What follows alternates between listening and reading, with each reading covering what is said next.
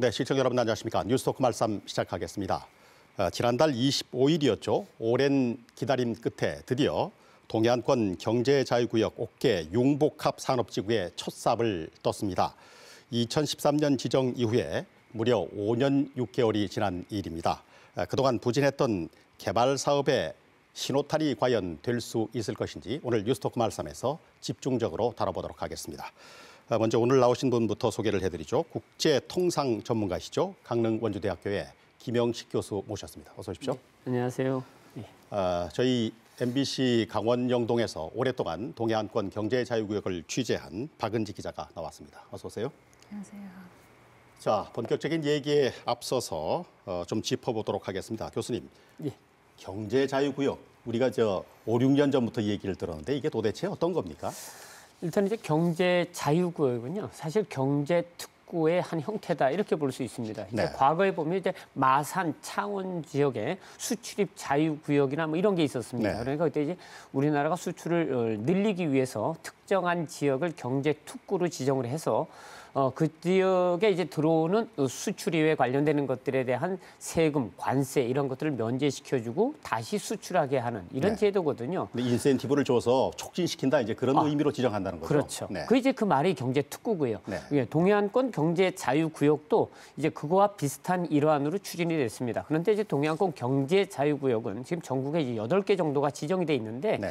그러한 것들은 어떤 특정한 것보다 기업을 유치하는 것 이것이 이제 주 목적이다 이렇게 볼 수 있겠습니다. 뭐 전체적으로 보면 이제 사실 강원도가 그다음에 이제 이 강릉시 혹은 이제 동해시가 이 동해안권 경제자유구역을 지정하겠다라고 신청한 것은 벌써 앞에 두세 번 했었습니다. 네. 그런데 계속 이제 떨어졌던 거고요. 2013년도 2월 달에 이제 우리가 지정을 받았고 그리고 이제 계속해서 추진하고 있습니다. 처음 받을 때의 이제 그런 내용들은 주로 이제 4개의 지역으로 이제 나눠지죠. 그래서 이제 강릉 지역에는 이제 옥계 네. 디지털 산업 단지가 만들어졌고요. 그다음에 구정면에 이제 탄소 제로 시티. 그래서 이제 정주 구역으로 만든다 하는 것이었고요. 그다음에 동해시 지역에 이제 부평 물류 단지를 만드는 거였고요.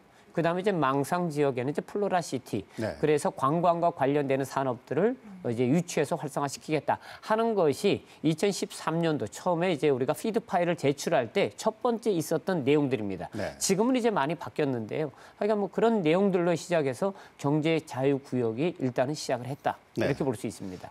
돌이켜보면 그때 당시에 지정이 됐을 때, 결정이 됐을 때 강원도민들이 대단히 좋아했단 말이죠. 그래서 저는 사실 구정지구에 뭐 대단히 주거시설도 들어오고 그래서 그쪽으로 이사 갈까 그런 생각도 했었는데 말이죠.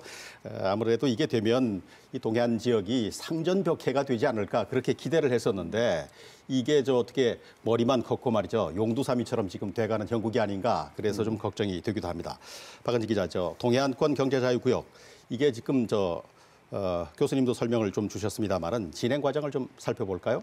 아까 말씀하셨지만 그 경제자유구역이라는 게 이제 엄밀히 말하면은 이제 외국인의 투자를 좀 유치를 해서 외국 기업을 유치를 해서 지역 경제를 좀 활성화하겠다라는 데 이제 포커스가 맞춰져 있는데 강원도 같은 경우에는 이제 동해안이 또 그 상대적으로 인프라가 굉장히 취약하고 낙후돼 있는 곳이었기 때문에 여기에 이제 첨단 산업단지를 조성해서 북방 경제 시대 또 환동의 경제에 이제 대응하겠다라는 게 이제 강원도의 어떤 대응 전략이었던 거고요.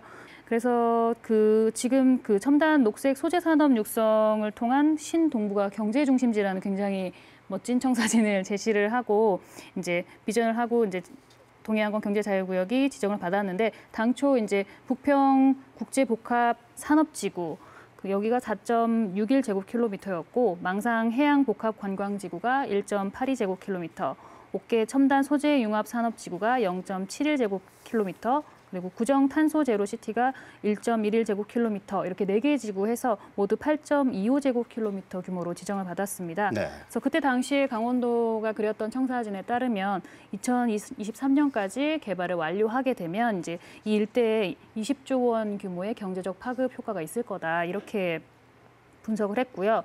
2013년부터 24년까지 12년 동안에 뭐 1조 3천억 원 정도를 투입하면 뭐 거기 이제 계획 인구가 13,000명 정도가 들어올 거라고 설계를 했었습니다. 네. 동해안권 경제자유구역 이제 처음 지정된 이후에 구정지구 같은 경우는 지금 빠져 있고 그렇죠. 지구 지정에서 해제가 돼 있는 상태입니다만은 변화가 많이 있었죠.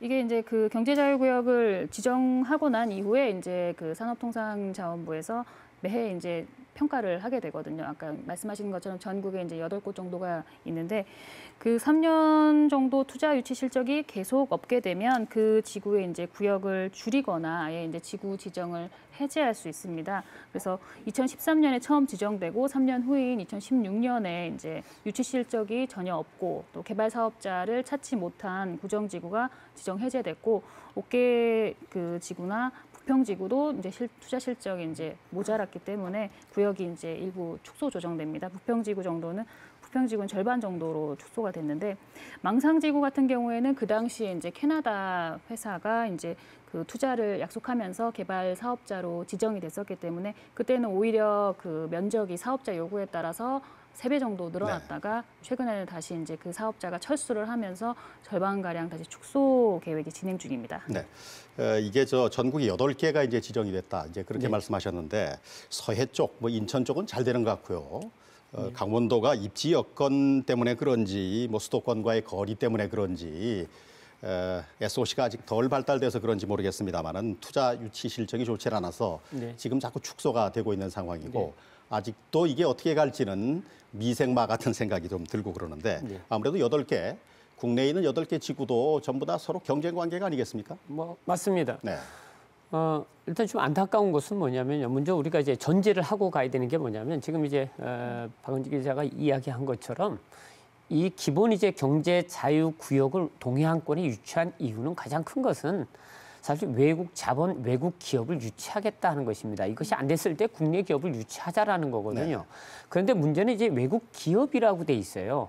그러니까 여기서 얘기하는 기업이라는 것은 우리가 얘기한 대로 3차 서비스 산업을 얘기하는 게 아니고 거의 대부분이 제조업에 관련된 산업들이거든요. 그리고 특히나 지금 이제 5개 비철금속 산업 단지라는 것은 우리가 이미 알고 있는 대로 마그네슘이나 뭐 이런 것도 관련되는 산업 단지가 들어오는 거예요.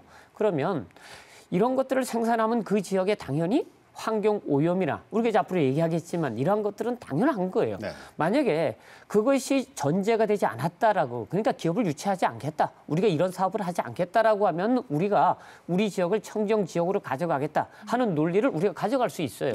그런데 동해안권 경제 자유구역을 우리가 신청을 해서 됐고 그 피드 파일 속에 사실 5개 마그네슘 공장, 비철 산업 단지를 만들겠다고 한 이상에는 우리가 어느 정도 그러한 것들을 감내해야 되는 거예요. 왜 그러냐면 지금 말씀하신 대로 8개 경제 자유 구역들을 살펴보면은요. 그때 당시에 거의 비슷합니다. 그리고 이제 산업 형태도 비슷하고요. 어떤 지역 같은 경우는 또 좋은 항만들을 끼고 있습니다. 부산 같은 경우 그렇고요. 광양항도 그렇고요. 인천도 그렇고요. 황해도 마찬가지예요. 전부 다 우리보다 좋은 상태에서 이런 경제 자유구역을 신청해서 됐단 말이죠. 그래서 우리가 신청할 때 사실 논란이 많았어요. 왜 동해안권 자유무역지대를 해야 되느냐? 라고 했을 때 우리가 이야기하는 게 우리 비철금속 특성화 하겠다라고 했었거든요. 그러면 저는 안타까운 것이 이것을 우리가 기업 유치라는 것, 특히 외자 유치라는 것으로 시작을 할 때 사실 지방자치단체나 아니면 광역단체가 적극적으로 나서가지고 유치를 했거든요. 그러면 끝까지 좀 관리를 잘 했었으면 이러한 것들이 훨씬 더 성공적이었을 가능성이 많다. 그런데 지금 이제 말은 기업 유치라고 해놓고 결과는 뭐냐면 기업들에 대한 관리 지원을 소홀히 했다. 사실 간단합니다. 다른 지역들에 보면은 그나마 기업이 유치되는 지역들을 살펴보면은요, 보다 적극적으로 자치단체나 광역단체가 나서가지고 지원을 하거든요. 그것이 행정적인 건 아니면 다른 것들이건 간에. 그러니까 우리가 지금 이제 동해안권 경제 자유구역 앞으로 무엇을 해야 될까라는 것을 고민할 때 기업이라는 것을 어떤 기업을 유치할 것인가 하는 것도 중요하고요. 그다음에 우리가 가지고 있는 동해안의 정체성이 과연 앞으로 어떻게 가야 될 것인가 하는 것들도 중요하다라는 거죠. 이게 전혀 다르게 되면 사실은 우리가 앞으로 정체성을 잃고 헤맬 가능성이 상당히 많고 서로 이제 화합을 못 해가지고 계속 지역 주민들하고 기업들하고의 갈등은 커질 수밖에 없고 또 자치단체가 나서서 해결해야 되는데 자치단체들은 기업 유치해놓고 발 다 빼버리고 그럼 결국 기업들하고 지역 주민들하고 싸우다가 기업들이 다 가게 되는 이런 상황들은 앞으로도 충분히 나타날 수 있다. 네. 그래서 이게 뭐 저 보면 MOU만 계속 맺고 말이죠. 그렇죠. 실질적으로 실행되는 건 뭐 우리가 보질 못하고 말이죠. 맞습니다. 또 주민들의 입장에서는 재산권 행사에 뭐 문제가 생길 수가 있겠고, 맞습니다. 그러니까 뭐 민원이 생길 수밖에 없고 그런 생각이. 아까 말씀하신 네. 것처럼 동해안 이제 청정 자연을 강조하는 지역에서 이제 환경 부분이 이렇게 사실 민감한 문제거든요. 이제 그런 부분들에 대해서 좀 그 조율하는 입장에서 좀 간과했던 부분이 없지 않아 있었던 것 같고, 그리고 맞습니다.